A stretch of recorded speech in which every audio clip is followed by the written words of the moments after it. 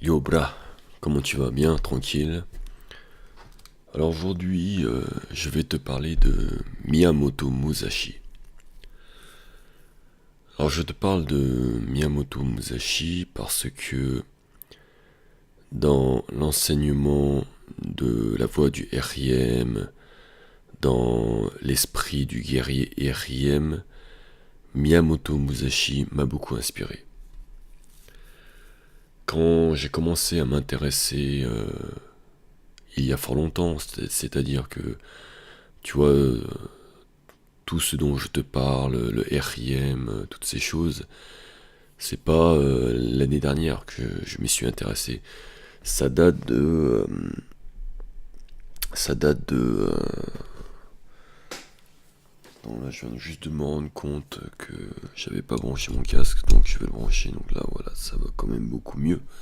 Bon, voilà. Donc je te disais que voilà, l'enseignement du RIM, etc., c'est un enseignement que je travaille depuis une quinzaine d'années.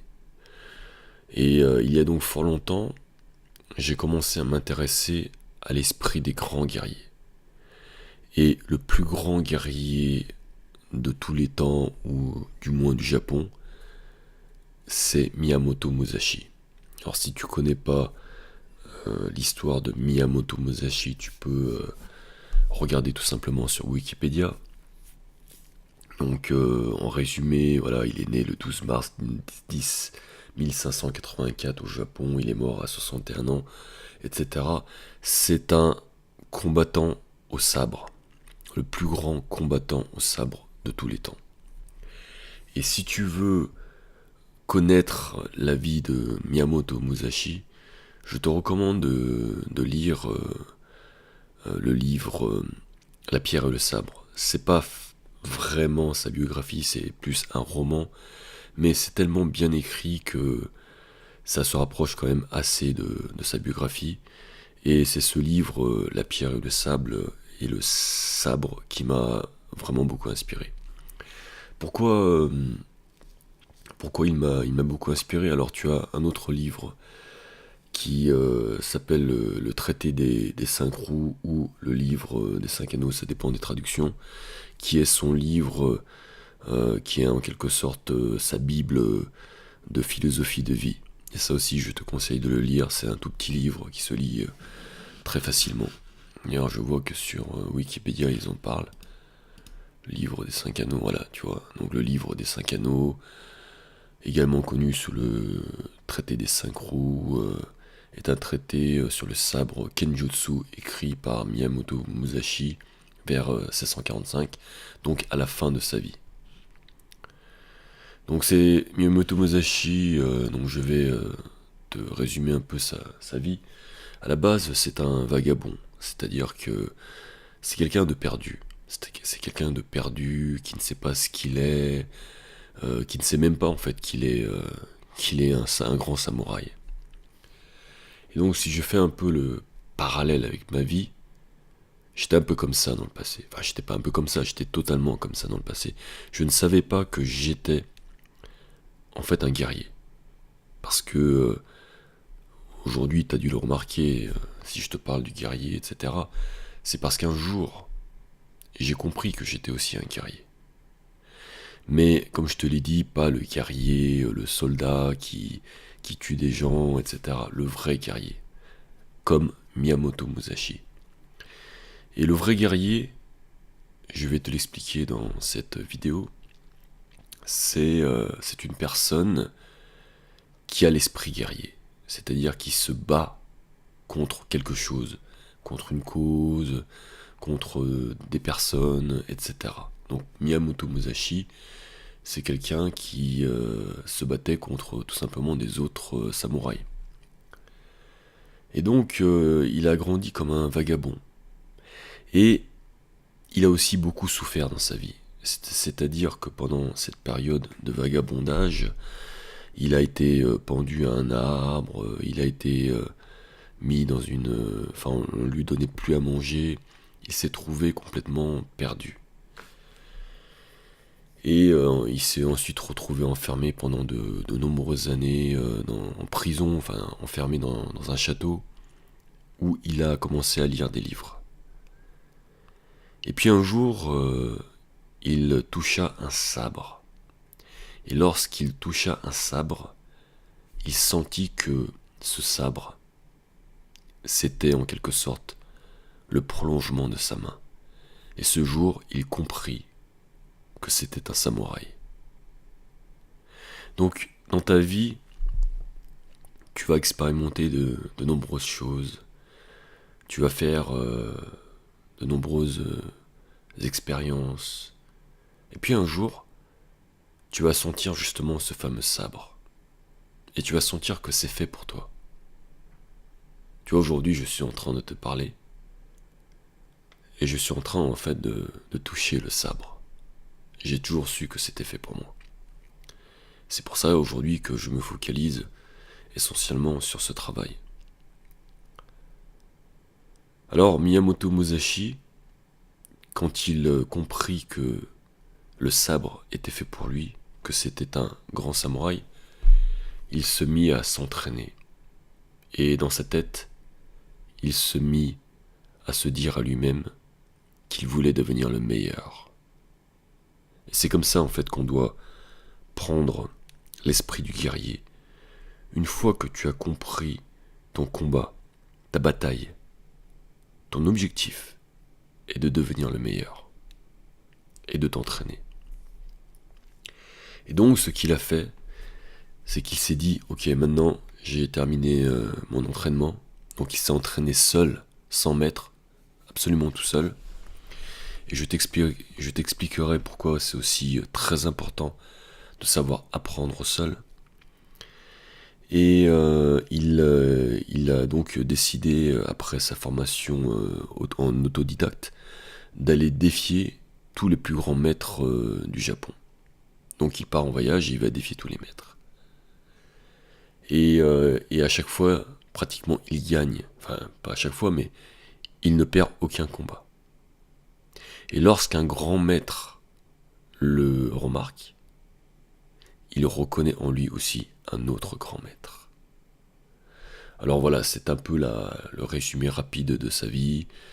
C'est un personnage extraordinaire parce qu'il a vraiment existé et il n'a perdu aucun combat.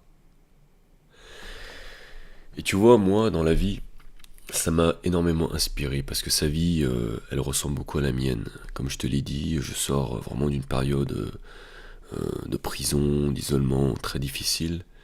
Et je suis dans cette étape où je renais, où je sors du château et où maintenant je me dois de défier les grands maîtres. Donc je suis tout à fait dans cet état d'esprit. Et ce livre m'a beaucoup inspiré parce que je me suis, on va dire, calqué sur ce livre. Et Miyamoto Musashi, dans son enseignement, il te donne le secret justement pour être un grand guerrier. Et 80% de son résultat n'est pas lié vraiment à la technique, n'est pas lié vraiment à sa force, même si physiquement il était impressionnant. Mais il est lié avant tout à sa spiritualité. Et c'est en ce sens que je me reconnais en tant que guerrier, et c'est dans ce sens que j'ai aussi modélisé le guerrier R.I.M. C'est-à-dire que ce qui fait notre force, c'est notre spiritualité. Il y a quelque temps, il n'y a pas si longtemps, il y a quelques heures, je discutais avec un RIMP. Et il me disait que ce qu'il aimait en moi, c'était mon côté spirituel. Alors j'étais un peu étonné parce que je n'avais pas fait beaucoup de vidéos sur la spiritualité, je n'en ai fait qu'une. Mais il a tout simplement remarqué que c'est ce que je dégageais. Effectivement, parce qu'au fond de moi, et c'est ce qui va se mettre en place dans les futurs mois, dans les futures semaines ou années, il va se mettre en place aussi un état d'esprit spirituel. Et j'en parlerai dans de futures vidéos.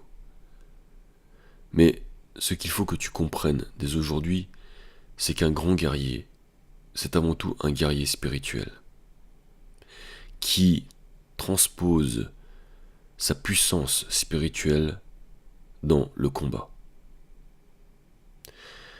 Tu vois, avant, dans le passé, j'étais pas bien.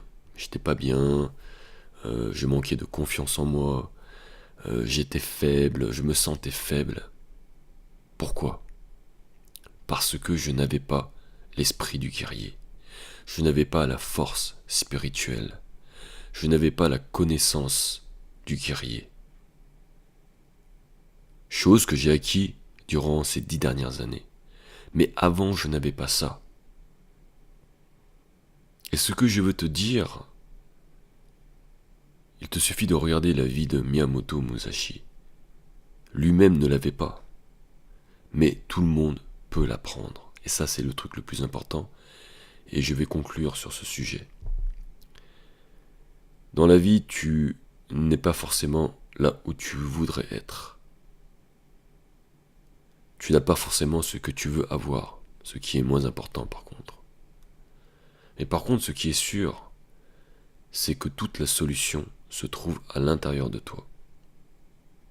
Et ce que tu as besoin aujourd'hui, c'est d'avoir un pont entre ce qui est à l'intérieur de toi, c'est-à-dire l'esprit guerrier, le guerrier à l'intérieur de toi, et un pont qui te permet de le mettre à l'extérieur. Et ce pont, je l'ai nommé RIMX.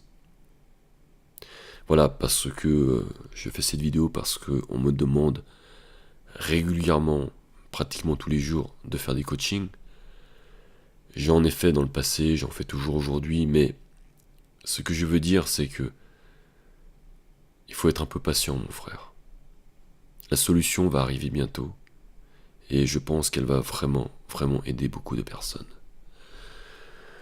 Voilà, j'en ai terminé là pour cette vidéo. Je vais juste faire une dédicace à un RIMP qui m'a demandé gentiment, avec respect, sur Instagram. Donc comme je te l'ai dit, quand les gens me parlent avec courtoisie, avec respect, je réponds bien entendu aux messages.